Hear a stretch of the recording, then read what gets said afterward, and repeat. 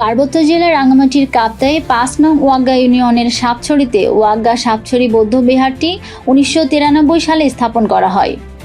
রূপাধন তঞ্জঙ্গা ও রত্নসেন তঞ্জঙ্গা প্রায় ১ একর ভূমি দান করেন এখানে।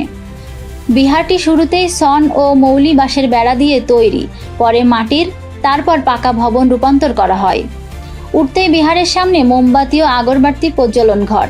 এখানে বিহারের আগত পুণ্যার্থীগণ নিজের ও পরিবারের সদস্যদের মঙ্গল কামনায় বৌদ্ধের উদ্দেশ্যে মোমবাতি ও আগরবাতি প্রজ্বলন করে থাকেন। এরপরে মূল বিহার ঘরটি। বিহারের পূর্ব কোণে রয়েছে সীমাঘর।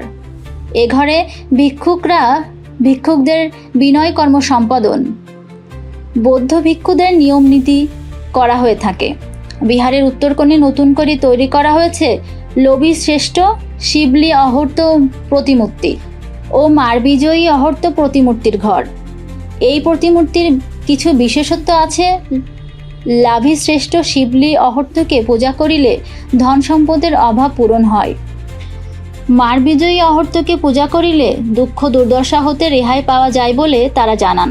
পুরো বিহার স্থান জুড়ে রয়েছে ফুল ও ফুলের সমারোহে, রং বেরঙের নানা ফুল ও ফল। একটু সামনে এগোতেই মোমবাতি প্রজ্বলন ঘরের চারিদিকে দৃষ্টিনন্দন নানা রকম ফুল শোভা পাচ্ছে। আশেপাশে যেদিকে তাকানো যায় সেদিকেই বিচিত্র ও বর্ণাঢ্য ফুলের সমারোহ। সমগ্র বিহার ঘুরে আরও দেখা গেছে বিভিন্ন জায়গায় গড়ে তোলা হয়েছে দৃষ্টিনন্দন টবে সাজানো ফুলের বাগান। বিহারের বর্তমান সাধারণ সম্পাদক অজিত কুমার তঞ্জঙ্গা বলেন, আমাদের বৌদ্ধ বিহারে বৈচিত্র্য আনার প্রচেষ্টা চলছে। এরই মধ্যে তৈরি হয়েছে লাভি শ্রেষ্ঠ শিবলি অহর্ত প্রতিমূর্তি ও মারবিজয়ী উপগুপ্ত অহর্ত প্রতিমূর্তি।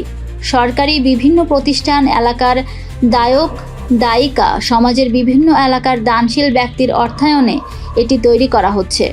বর্তমানে বিহারের অধ্যক্ষ ক্ষেমানন্দ ভিক্ষু ও সাধারণ সম্পাদক অজিত কুমার তঞ্জঙ্গা বিহারের এলাকায় বিভিন্ন ধরনের বাগান বিলাস এবং ৪০ প্রজাতির ফুলের চারা রোপণ করা হয়।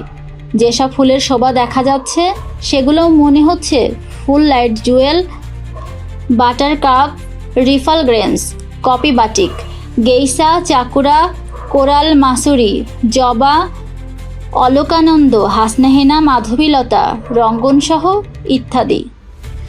প্রতিদিন প্রকৃতির শোভাসিত সবুজ বিহারে ঘুরতে আসেন সব বয়সের দর্শনার্থী, বিশেষ করে তরুণ ও তরুণীরা।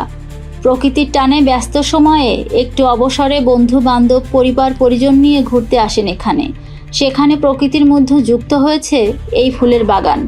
প্রার্থনা করতে আসা দায়িকা জানান, ফুল দেখে মনটা হালকা হয়ে গেছে। বন্ধুদের নিয়ে এখানে ঘুরতে এসেছেন বলেন, প্রকৃতির এমন সৌন্দর্য উপভোগ করতে এখানে এসেছি।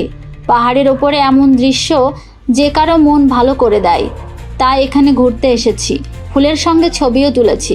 কথা হয় বিহারের অধ্যক্ষ ক্ষেমানন্দ ভিক্ষুর সাথে। তিনি বলেন, গতানুগতিকতা থেকে বেরিয়ে গেট থেকে শুরু করে বিহারের আশেপাশে ভেতরের অংশ সাজানো, গোছানো এবং পরিপাটি করে রাখার চেষ্টা করছি।